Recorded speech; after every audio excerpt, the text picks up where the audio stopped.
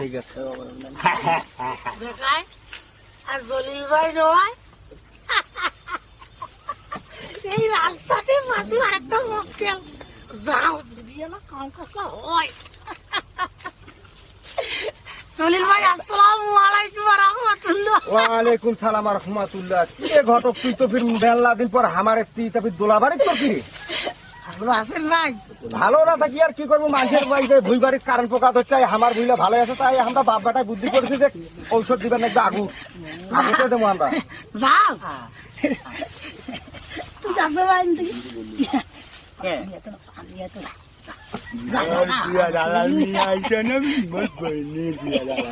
আরে যা রে বাবা,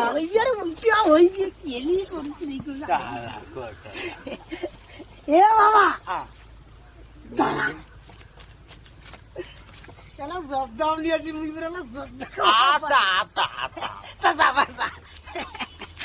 খুব ভালো ছেলে। ঘটক তুই কি কবার চাষিস কত শোনো, মোর কিন্তু ভাই মেলা কাজ।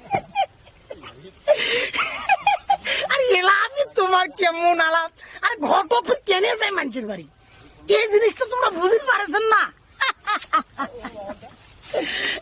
আর তোমার একটা মাই আছে না, অরে না আলাপের জন্য আনু ভালো একটা ঘর আছে একটা নায়কের মতন। ওই ঢাকা কি বলে একটা ফ্যাক্টরি ইয়া করে, মানে কোম্পানির চাকরি করে, খুব ভালো বেতন পায়।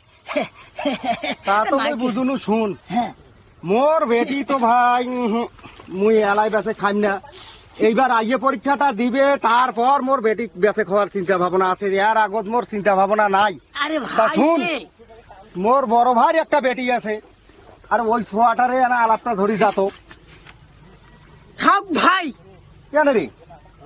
আর যাস না ভাই, জানি না আর ওর বেটিক বিয়াও দেওয়া লোক রে, ওই বেঁচে খাওয়া লোক। কেন রে? আর আজকে 3 বছর 2 বছর ধরে ওর বাড়ির মই ঘুরাফিরা করছো। হ্যাঁ হ্যাঁ, ওর বাড়ি যারা নায়কের মতন একটা চ্যাংড়া, ওই ঘর যদি কয় না দেয় আর দিবে কাটবে, আর বেটিকে পুরা করে ছাড়ি দিবি রে বাড়ির ডে। আর অনেক কথা তুই মরে করত কষিদ রে ভাই।